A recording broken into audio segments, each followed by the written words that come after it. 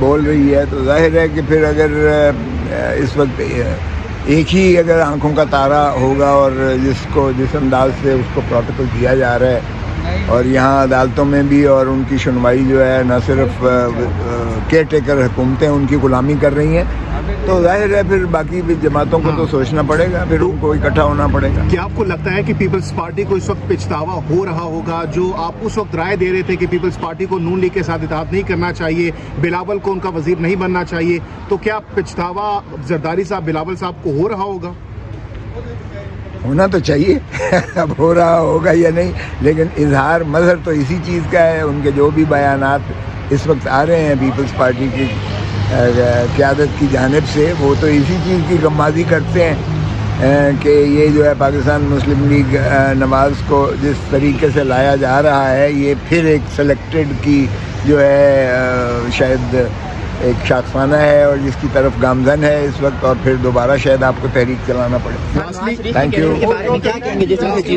نون League کافی convince دکھائی دے رہی ہے اور بہت پر امید ہے اگلے انتخابات کے حوالے سے، کیا لگ رہا ہے الیکشنز میں کیا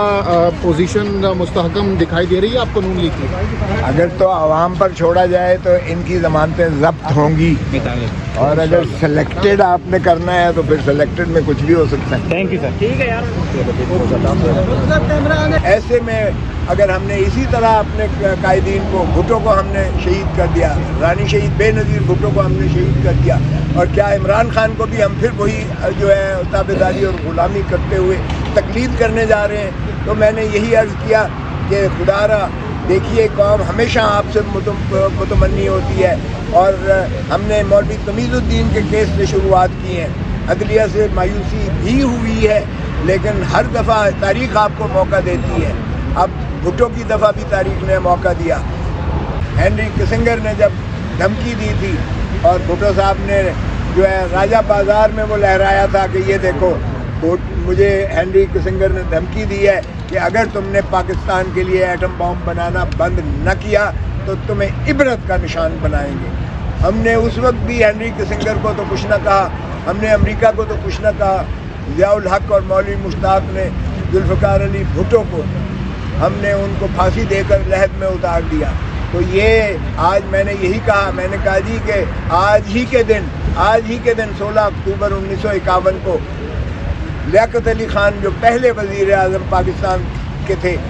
کون سے عوامل تھے جس وجہ سے پاکستان کے پہلے وزیر اعظم، جس کی دیانت اور امانت کی یعنی آپ قسمیں کھا سکتے ہیں کہ ایک نواب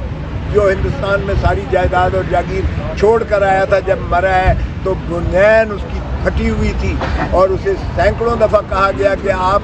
جو ہے اپنا کیوں نہیں اپلائی کرتے جو آپ پیچھے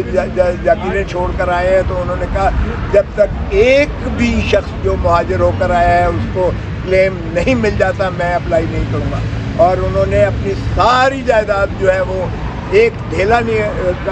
اپلائی کیا، اور دیانت کا یہ عالم تھا کہ ان کی بنیاد پھٹی ہوئی تھی جب وہ مرے ہیں۔